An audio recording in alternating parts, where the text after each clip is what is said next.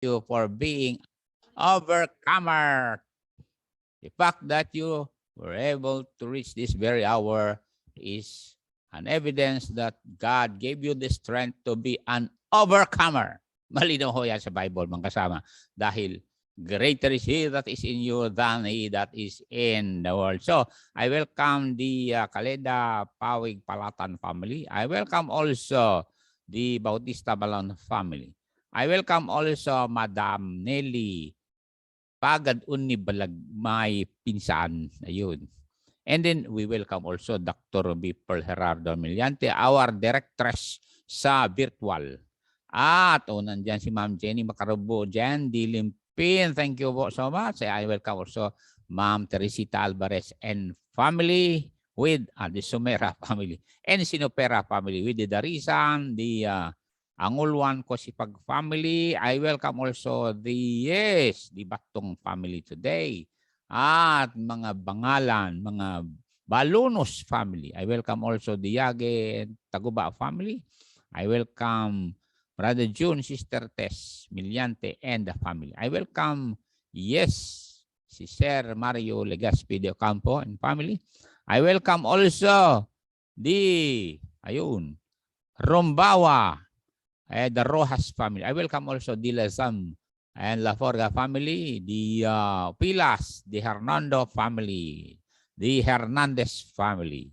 And I welcome also our Andaya family, yan, sila Manuel Legacy, Litawa family. I welcome also the Villanueva family. I welcome also our doctor in Angeles City, Dr. Angelina Emerson Galang Tiambao. Oh, welcome back, Ma'am Carmen Galang Garcia from UAE. Salamat, dumating na kayo. What a joy to see you here in the Philippines. And we need to congratulate one of our sisters. Ayan, Cheryl Corpus Rumbawa for passing the nursing board exam. Yan. So, maraming blessing dito, mga kapatid. Now, we'll go to our lesson today. We'll continue the life of Gideon.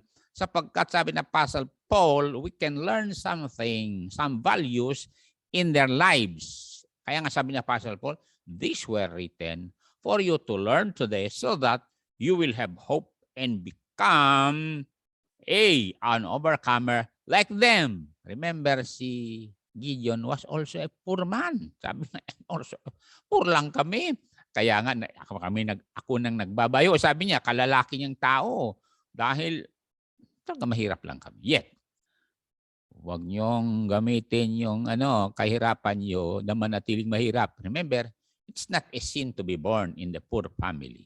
It's a sin to stay poor. Don't you know that? Ha? Bakit? Sabi ni Lord Jesus Christ, but seek ye first the kingdom of God and His righteousness. All these things shall be added unto you. Diba? What you sow, you reap. Reap abundantly when you also sow abundantly. Diba? Okay. Hebrews 12:11-32 pala. Salamat nandyan si Ma'am Alona Pascua Balubal. Good morning. Sabi niya sa atin, you see. Nag-amen si Ma'am Nelly. Ready? Diyan na kayo. Begin. What shall I more say?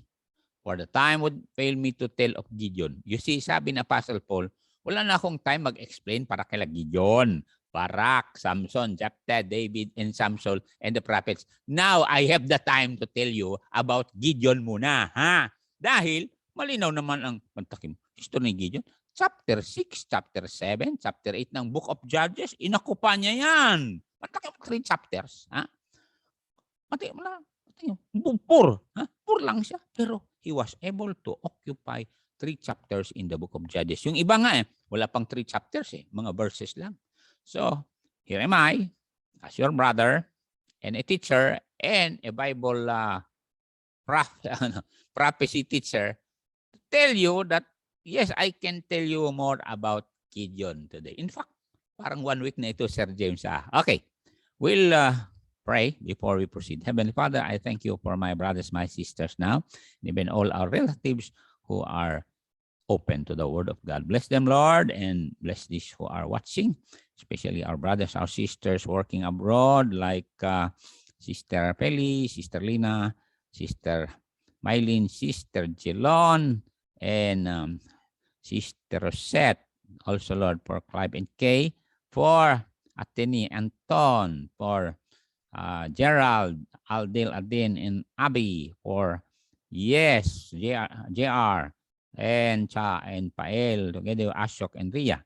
Bless also all my nephews, like Mulen and Pitong, my niece, like Belle, and yes, Mylene Forrest, and all my nephews in Texas, like the Pawigs brothers. Again, thank you for hearing us. Bless also the Biernes family in California, and also the Soriano family in California, and also, Lord, for our friends in Hong Kong, and yes, in Taiwan, in Singapore, and foreign missionaries in Nepal, in Mongolia, in Myanmar, who just left 2 weeks ago with Pastor De La Cruz, saying that their place in Myanmar is peaceful because it's far from Rangoon, the capital. Oh God, thank you for opening doors for us throughout the world. Those in Africa with Pastor Kalibayan, in Zambia, in our sister in Uganda, and in Ethiopia, oh Lord, and just work in the hearts of those who are working in South America. We remember them today. Oh Lord, this is your will that we will be a part of a global ministry until you come, Lord Jesus. So bless your people now who are open-hearted, open-handed, and continue to uplift my brothers, my sisters, committing Sister Rem today. In Jesus' name, amen. So maraming salamat po. Nandyan sabi ko na nga ba, nandyan si Ma'am Carmen Garcia. Pinag-pray ko lang ngayon, answered prayer. Nakarating na siya sa Pilipinas. Welcome back, my sister. Ha? We'll see you sigurado this month kung maka-attend kami sa wedding ni Sir Pastor Joshua Pagad, pamangkin ni Sister Nelly yan po. Dahil siyempre punta kami sa Angeles City, magbisita muna kay Pastor Banghal from Australia. He will be taking over the Mountain View Bible Baptist Big Church. Ano po? So, we'll be praying for you all in Angeles City. O salamat, nandyan si Pastor Paulino. Okay, kayo mga membro daw. Gusto nyo sama sa January 1. Magpakain si Pastor Paulino. Okay. At Pastor Bukel, magpakain din. Pastor Tao, magpakain din. Pastor Reggie, magpakain din. Ano? Ang dami pa. Kahapon, nagpakain si Pastor Frank kasama si Pastor Jason, Brother Dane, and Professor. Ma'am Jaisel, kapapasok lang sa DepEd. At saka si Professor Chan Paul, kapapasok sa DepEd din mga yan. Okay? Yes, sabi niya. Yes. Salamat, Sister Carmen. Nandito ka na sa Pinas. Answered prayer talaga, Sister, no? Kabait ng Diyos. Okay. So, tatad tayo kay Gideon. Alam niyo ibig sabihin ng Gideon? Dove. Ibig sabihin, maamo ito. O dapat lahat tayo maamo. At ito mga kapatid, ang aking i-memorize paglabas ko sa bahay. Bakit? Kinakailan maamo tayo kahit saan tayo punta. Pakinggan niyo ang 10:16 ng Matthew, ha? Para maamo tayo. Ayaw ng Diyos yung marahas, matapang at cruel. Ayaw niya yun. Gusto niya na tayo ay maamong tao. Bakit? Kasi sheep nga tayo. Alam mo ibig sabihin ng sheep? Hindi lumalaban. Pwede ba? Huwag tayong lumalaban. Lalong-lalong kami trials tayo. Tanggapin natin, not my will, but your will be done. Nag-amen, Sister Eileen. Ready, read. Behold, sabayan naman niyo ako. Kayo nandito sa congregation at kayo na sa bahay. Ready, read. Behold, I send you forth a sheep in the midst of wolves. Totoo yan. Ang daming mga trader at hudas sa lupang ito. Be therefore wise as serpents and harmless as doves. Alam mo yung serpent, nagtatago palagi yan. May iwas sa gulo. Hanggat pag inapakan mo, itatagang kagatin ka. Pero sabi nyo, let us be harmless as doves. Mga kapatid, alam nyo, ang tagal na ng ibon na ito na domesticated, pero harmless pa rin. Alam nyo, nung nakatira ako sa mga balunos dun sa Taba, Taba, Karagawan, Kabugaw, Apayao, Philippines. Ang dami lang doves. Ang amo ng doves. Ayaw lang tumuka. Kahit dakmain mo, hawakan mo, talagang wala lang. Kahit maubos yung kanilang balahibo, gustong aalis sa kamay mo. Alam mo, very harmless sila. Kaya nga yung palagi, memorize ko, Lord, I want to be harmless today. Kasi may mga taong talagang ino-oppose ka, iniinis ka, inaasar ka. Alam maganda doon, sabi ng Ecclesiastes chapter 3, imbes na gatungan mo yung apoy ng maraming mga tuyong kahoy na lumiliyab, sabi niya, there is a time to keep silent. Kasi ganito yon. Ang prinsipyo natin is ganito. Be harmless, be humble, be flexible. At pakinggan natin ang Proverbs 16:20. Di ba, Ma'am Rosalina Alpay mga da?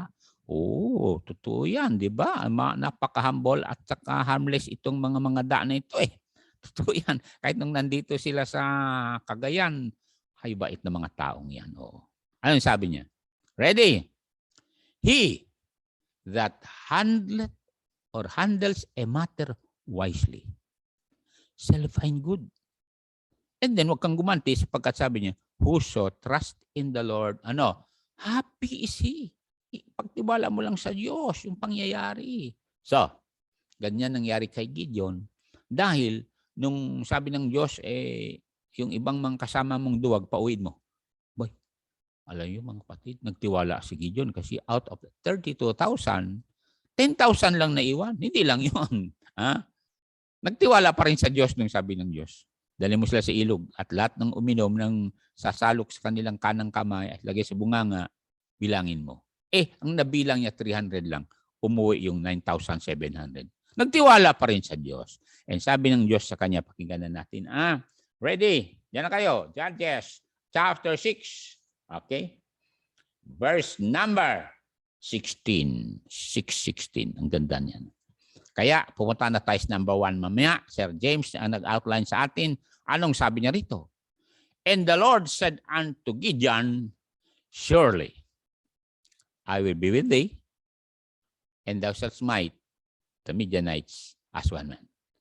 Ang ginawa ni Gideon ay talagang, sabi ng Bible, nagpunta siya. Look at chapter 7 verse 1 para naman meron tayong verse sa araw na ito. Ano sabi niya 7:1? Mga kapatid, ang ganda naman isipin pag nagtiwala tayo sa Diyos, talagang ikatapult tayo sa higher position. Basta harmless lang tayo. Ay, ang tao, sabi nga ni Peter, kung may mangharas sa'yo na kasalanan mo, di ba, magpakumbaba ka? Kung wala kang kasalanan, niharas ka, magpakumbaba pa rin. Ready? Then Jerubbaal, who is Gideon, and all the people that were with him, 300 lang sila, ba?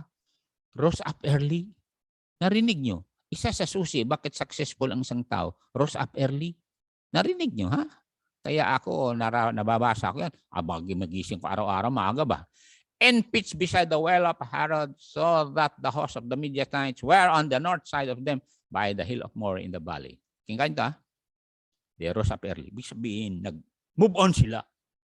Nagmarcha sila. Ganon ang buhay.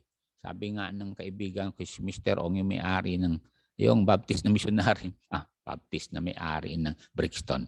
Sabi niya, Pastor, in this time of crisis and adversity, we must move on because life must go on. Totoo nga naman, magsaing ka, kakain ka, maligo ka, magbihis ka, magpagupit ka. Kaya kayo dyan na hindi nagpapagupit, magpagupit kayo. Tingnan, pagupit pa ako. Tapos, alkala pa. You know why? Kasi, matindi yung tagagupit ko nun, marunong dun. So, mga kapatid, kanya-kanya tayong role. Okay, so number 1, dedicated people, number 1, like Gideon, have learned contentment. Malinaw yan, They have learned contentment. Kasi ang contentment must be learned. Big sabihin, huwag ka na magreklamo kung ano yung nihain sa'yo. Ganun yan. Kaya natuto ako ng contentment sa aming lugar. You know what? Anong nag-aral kami, balutin ni nanay yung aming kanin sa natawag na dahon ng saging. Lagyan ng ilang mga malilit isda at lagyan ng sili at asin. Balutin yan. Hindi na kami magreklamo. Wala na. Takbo na kami. Maglakad. Wala pang sapatos. Oh. Lahat mga kapatid, dito, abay, dinalakad namin noon mga 2 kilometers, 1 kilometer. Yung iba, tulad nila Ma'am Nelly, ilang kilometros ay 2 kilometers from Doyon to Taba, di ba? O kaya sa amang lugar nyo. Magabta. Anyway, malayo yan. From Mapatli, malayo yan to amin, mga 3 kilometers yan. Pero kami mga ilang metro lang, 500 lang kasi from sentro to school ay tama, 500 meters. Pero naglalakad kami. Okay. Kayo dito mga kabataan, pakinggan nyo. Ang lapit lang eskwelahan nyo. Mag-tricycle pa kayo, magreklamo pa kayo kung gisingin kayo ng magulang nyo, ha? Ang baon nyo, hindi lang, ha?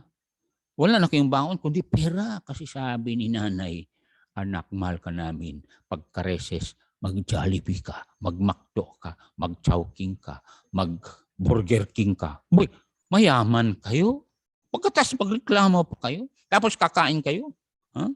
May maiwan pa. Tikman lang yung paa ng manok sa Jollibee. Iwanan ninyo. Ay kami, pati yung kanyang buto-buto natin. Kaya, ganda. Papasok yung, ano yung, tuyo, Wala nang lalabas. Ulo, tinik, buntot, wala nang lalabas. Natin lahat. Bakit? Siyempre, ganon kami katigas ng ngipin. Di ba, Doc Ruby Pearl, ng aking doktor, dentist? Ngayon, wala na. Sabi ni Doc sa akin, Pastor, bagong pasta ka. Huwag ka muna magmuya ng titigas. Kaya sinabihan kong General Taginod, Pastor, maglugaw ka na lang. Mag-blender ka. Bakit, sir? Senior citizen ka na. Ay, oo nga pala, senior citizen na ako. Anyway. 12 kilometers, sabi niya. Tama, nung high school tayo, di ba? Totoo yan. Oo, layo nung sister. Totoo yan. Pero tiis. And you know what? As I said, yung nga sabi ni auditor, retired auditor, Teresita Alvarez Somera, ay sabi niya, poverty is not a license for you to stay poor. Tama nga naman. O tatin. Kaya nga, we can relate ourselves with Oo, tama yun. Totoo yan. Friday, takbo. Takbo, Vilma. Takbo. Ayan. Okay. Ito ang mga kapatid. Almost all of us came from the poor family. Katulad ni Gideon nga. Kaya nga, makarelate ako kay Gideon kasi sabi niya, pakinggan niyo. Pakinggan niyo, sabi niya rito. Matindi naman pagkasabi ni Gideon dito. Alam mo, maawa ako kay Gideon dito. Verse 15, 6:15, tingnan niyo. Pero hindi siya. Hindi niyo ba alam, yumaman si Gideon pagkatapos ng gera? Bakit? Yung tinalo niya mga kalaban, silver, gold ba? Siyempre sa kanila na yun, di ba? Ay, manilaw naman yung sa Bible. Ready? Read. And Gideon said unto the Lord, O my Lord, wherewith shall I save Israel? Behold, my family is poor from Karagawan. Hindi pala, from Manasseh pala. And I am the least in my father's house. Yan. Pero, tama yung sabi ni Ma'am, ang pangalan nito, Lolita and si Somingli, sabi niya, Velasco, sabi sa akin, nung nagbisita ako, I know, sabi niya, na you are going to be successful because you are so patient.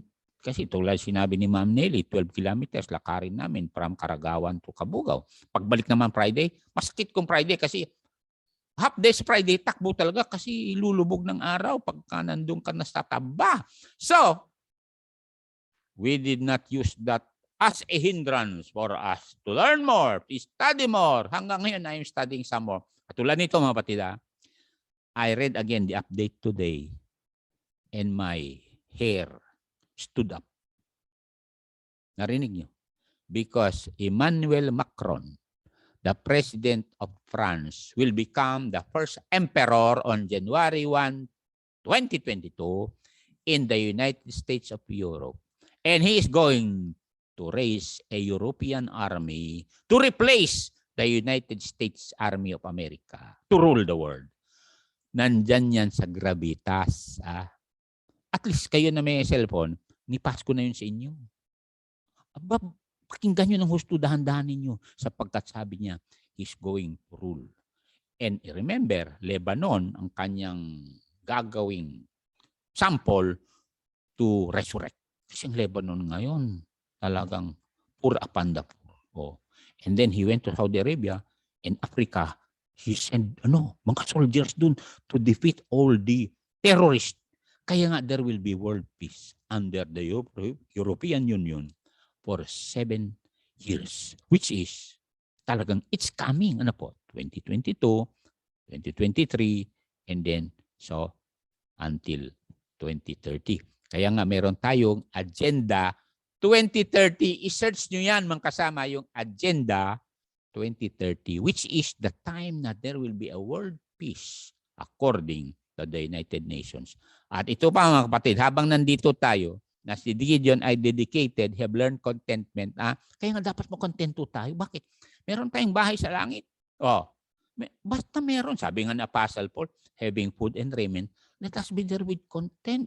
Kaya mga kasama, matindi ang competition dito sa syudad. Pati kami mga pastor na epektuhan. Pero dahil ako'y lumaki sa bundok na ito at ilog na ito, ay natuto ako. Basta may bigas, marami ng blessing sapagkat nagbigay si Professor Dane sa piyat ng maraming gulay.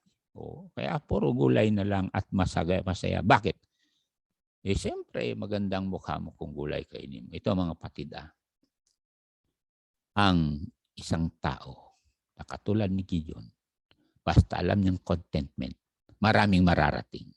Totoo yan, pero kung katulad nga dito, sabi nga sa syudad, mga pastor, kawawang mga pastor dito kasi gusto nila makikompete sa mga pastor sa Manila.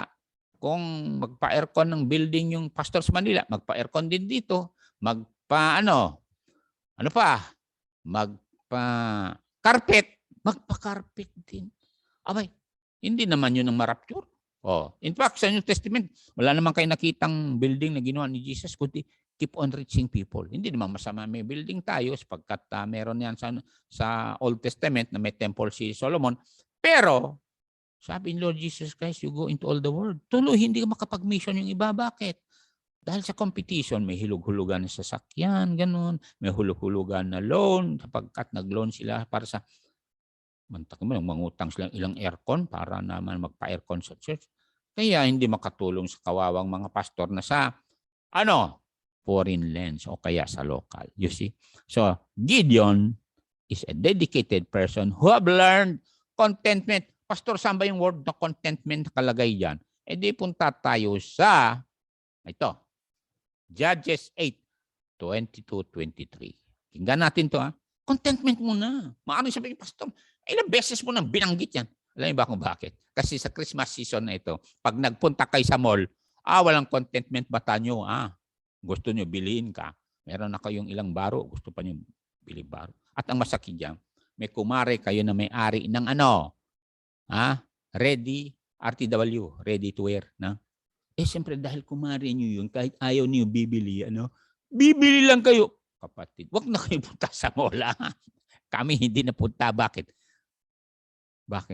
Ang daming pagkain doon Lalo may arthritis ako. May kaibigan kami doon sa mall pastor, taga-apayo pala yun na Igorota.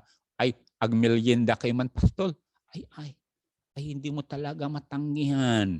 Bakit? Meron siyang coffee na nakaka-arthritis. So sabi ko, pagkatas magtimpla, magawa ng hamburger, patay ako sa hamburger. Kasi meron akong arthritis dyan.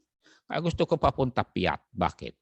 At saka apusing. Bakit? Naintindihan nila na, kay Pastor Tom pala.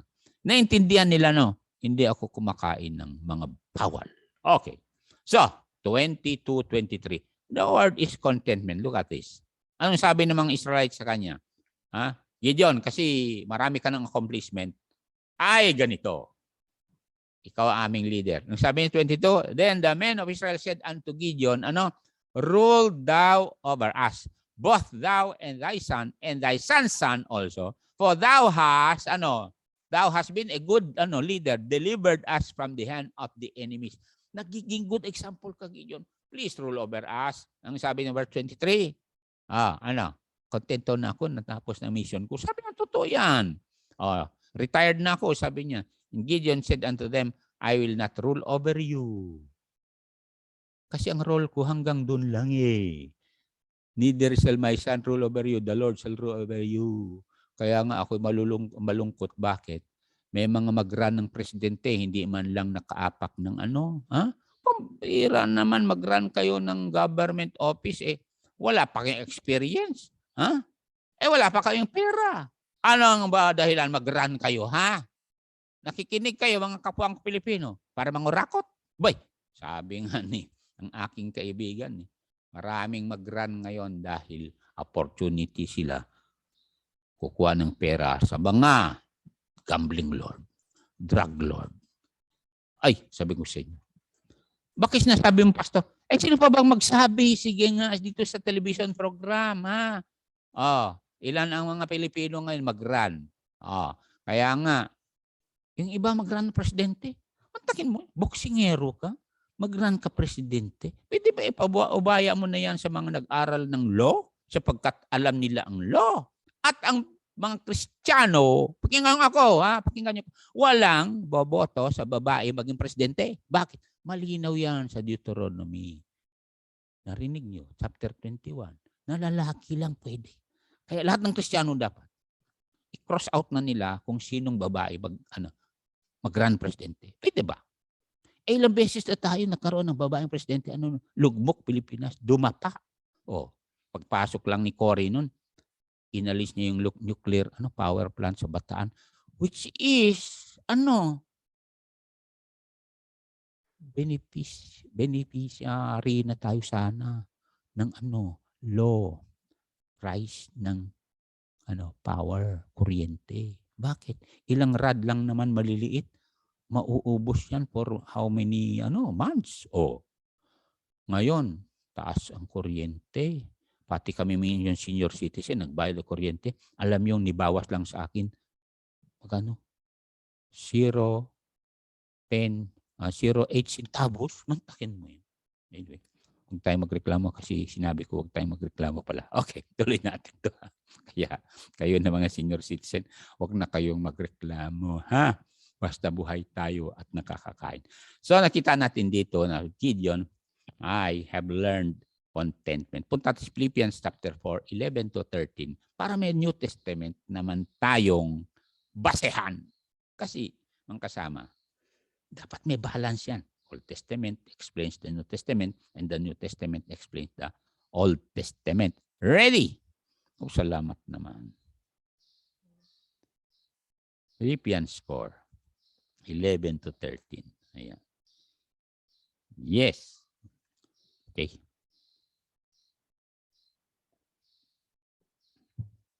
Basahin natin to kasi contentment ang usapan natin. Pastor, ilang beses kung alam nyo, sabi Old Testament chapter 6 ng Deuteronomy, you will repeat it again to your children again and again so that they will be reminded. Kaya nga pag nagbiyahe kayo, repeated yung do not overtake, slow down, di ba?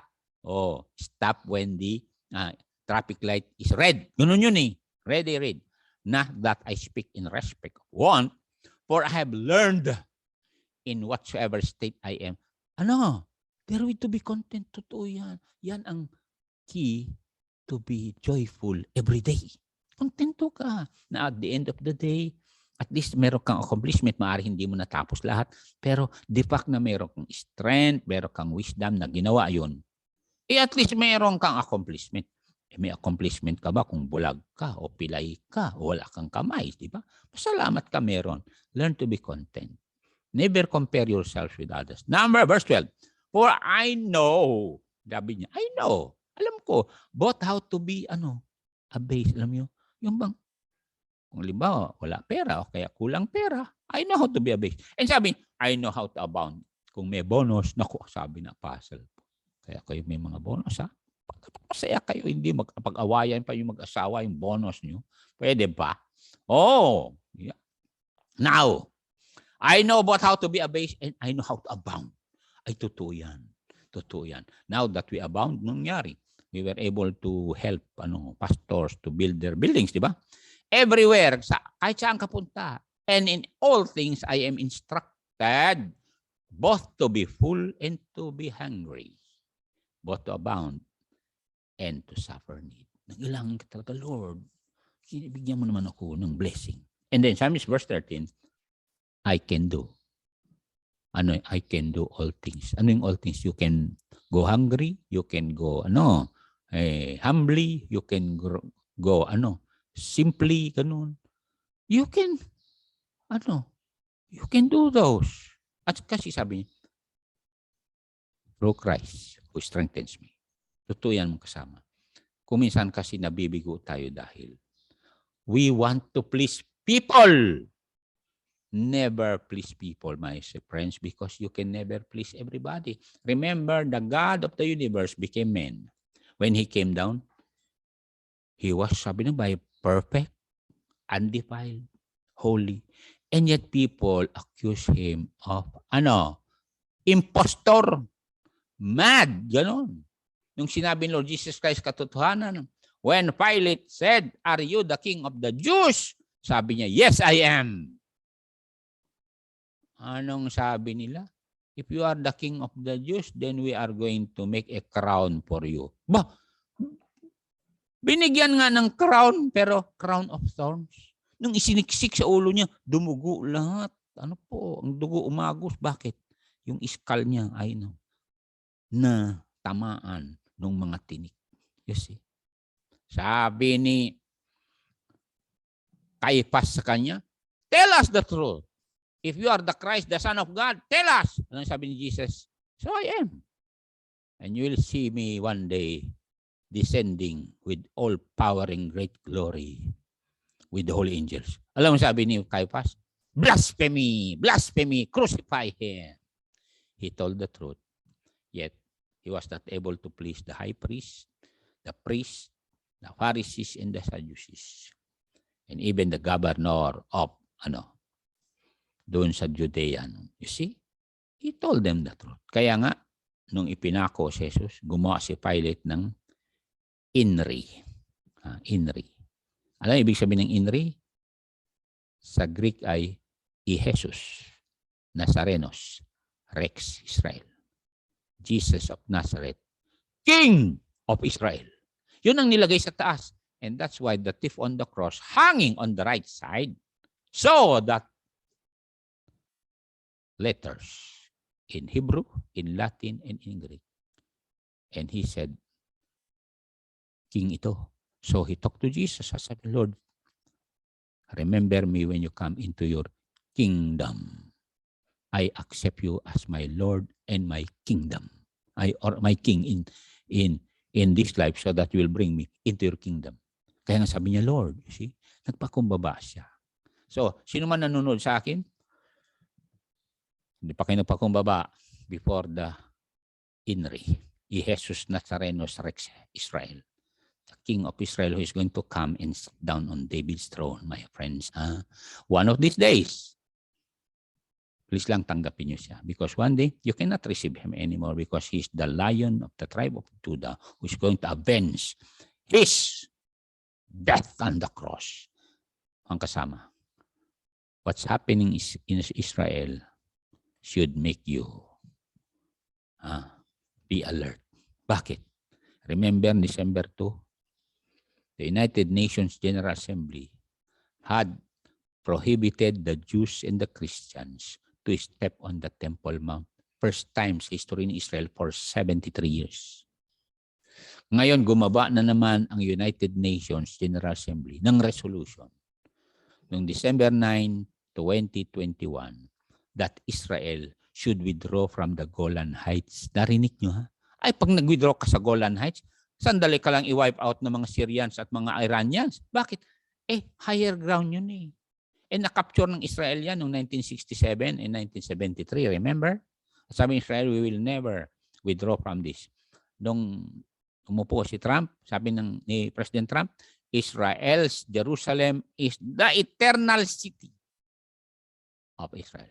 Jerusalem yan. Kaya nga noong 2018, the 70th anniversary Israel, doon sila gumanap ng anniversary sa Jerusalem mismo. At ni-transfer ng Amerika kanilang embassy sa Jerusalem. At noong 2019, sabi ni Trump, Golan Heights is Israel's territory. Anong ginawa ng United Nations ngayon lang, December 9, 2021? Israel should withdraw para magkaroon ng peace daw. Ano? Alam niyo kung alam yung history, 1982, inakupa ng Israel ang Lebanon. Sabi ng United Nations, magkaroon ng peace na pag-alis ang Israel sa Lebanon. Umalis nga ang Israel sa Lebanon. Ano nangyari? Ayun, nandun ang Hezbollah. Oh. Ngayon, noong 2006, sabi ng United Nations, magkaroon ng peace dyan sa Gaza kung alis mang Israel. Ha? Marinig nyo, alis sa Israel sa Gaza. Ano ngayon? Narinig, nakita naman ninyo mga rocket, nagsiulanan si Israel galing sa Gaza. Buti may Iron Dome ang Israel, di ba? Kaya kayo na nakikinig sa akin na update kayo sa prophecy, enjoy nyo ito. Pero kayo, ano yung Gaza na yun? Ano pa yung nasa Gazahan? Baka naisip yung ganyan. Anong Hezbollah? Bola-bola lang, alam nyo ha? Ay prophecy ito mga kasama. Kaya kayo dyan mga anak namin ha? Lumaki pa naman kayo sa church, wala kayong gana sa Bible. Pwede ba mag-ising kayo? As I said, si Emmanuel Macron will rule France and it will be the first world empire under the European Union. January 1, 2022. Ay malinaw ho yan sa Daniel chapter 2, chapter 7. Ha, mga kasama. Kaya nga, sabi ni Palki, yung nasawayon sa broadcaster ng India, January 1, 2022 may greet us with a World War III because Russia is going to invade Ukraine and China is about to invade Taiwan. Mga kasama, tayo sa Pilipinas, tapos na. Bakit? Nalala ninyo yung blockade ng China sa West Philippine Sea? Kaya mga kapatid, mag-ising naman kayo. Diba? Ma'am, amen. Amen, sabi ni Ma'am Kadya dito. Okay? Okay, dedicated mga kapatid. Now, punta na tayo sa dedicated people. Tapos na tayo sa contentment. Ayaw makontento kayo. Kasi ganito yun. Sabi ni Solomon, kahit marami kang pera, hindi ka makontento niyan. Kahit marami. Alam mo, kontento ka? When you are having a thankful heart with everything that Jesus gives you every day. Yung mga ibon nga, hindi sila nag-aani, di ba? Ang gagawin lang namang ibon dito sa amin, punta sa Bugnay, kung ilan lang mapulot nila. Kontento na sila, awit na sila. Tapos punta sila sa bubungan namin, magsiupuan sila, hile-hilera, at sabi niya, sarap ng buhay. At alam mo, nagkukuto-kuto na lang sila. Alam mo yung mga isnag na, susunod-sunod, nagkuto-kuto. Anyway, ito mga kapatid. Be content because that is one of the keyword to enjoy life happily with peace of mind and heart. Totoo yan. Lalong-lalo kayo na mga retired na, nagpe-pension na kayo katulad ko. Dapat masayang-masaya na kayo. Boy, nanonood ng aking kapatid. Si Ma'am Demi Legacy Manuel. Supporter natin yan. Katulad din ni Ma'am Andaya. At saka si Ma'am Bell. Tingnan mo yan. Alam niyo mga kapatid, nagka-pandemic, alam niyo, siyempre, ibang membro, wala na. Hindi talaga nagte-text. Pero maraming membro pa rin nagsusuporta. Salamat po. At si Ma'am Wilma pa. Ma'am Wilma, may-ari ng Holy Infant, MCNP, ganun. Dr. Guzman Hospital. Nagpapadala yan ng allowance ko, man. Kaya nga, sabi mo, Panginoon, wala na akong magsabi. Anyway, kaya nga, tumutulong tayo. Bakit? Malinaw yun sa Bible, di ba? Na yung mga dapat lingunin mo. Natulungan. Kaya nga, hindi natin nakakalimutan si Pastor Urlaw. Di ba, Pastor Urlaw? Kahit pa paano. Tuloy natin yan mamaya. Pero pupuntan tayo sa next na point, Sir James, ang ating taga-outline. Dedicated people have learned to comfort others with the comfort that they have received from God. Ulitin ko.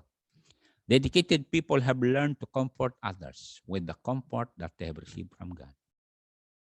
In times of tribulation, trials, and adversity. Totoo yan.